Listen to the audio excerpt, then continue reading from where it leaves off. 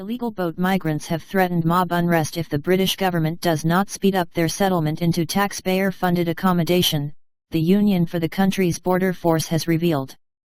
Amid record waves of illegal aliens flooding over the English Channel in small boats from France, Britain's border force has become overwhelmed by the phenomenal numbers, ESU Immigration Union representative Lucy Moreton said.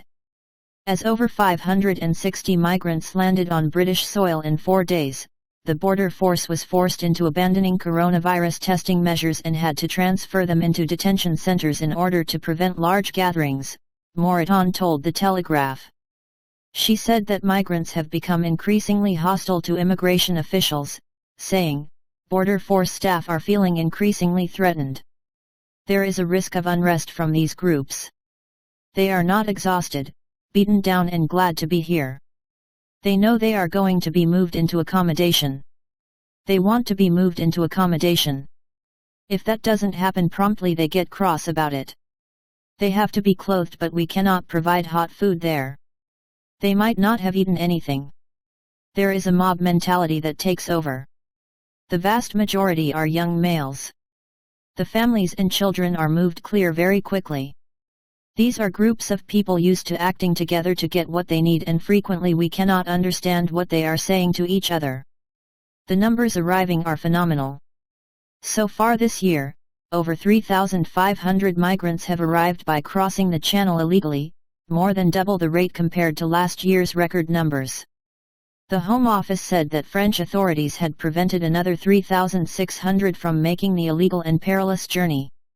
As of December of last year, there were approximately 70,000 people awaiting the outcome of their asylum claim in Britain, according to the latest figures from the Migration Observatory.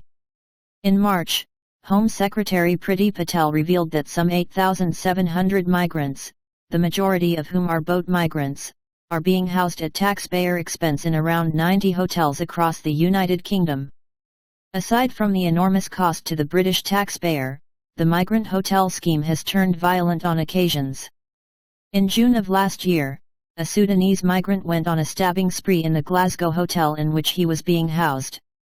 In the attack, Badruddin Abdullah Adam injured 6 people, including a police officer, David White, who was critically injured. The migrant had reportedly complained about his free accommodation, and it was claimed that migrants at the hotel were unhappy that their free hot meals were often comprised of spaghetti or macaroni and cheese and were not culturally appropriate for them. As the migrant crisis continued to grow, the Home Office expanded its accommodation program for illegals, shipping some 431 illegal boat migrants, all of whom are believed to be young men, to former military accommodation at Napier Barracks in Folkestone, Kent, in September. Shortly after their arrival, some of the migrants began complaining to the media about the facility, which used to house uncomplaining British soldiers, openly declaring that they wish they had stayed in France.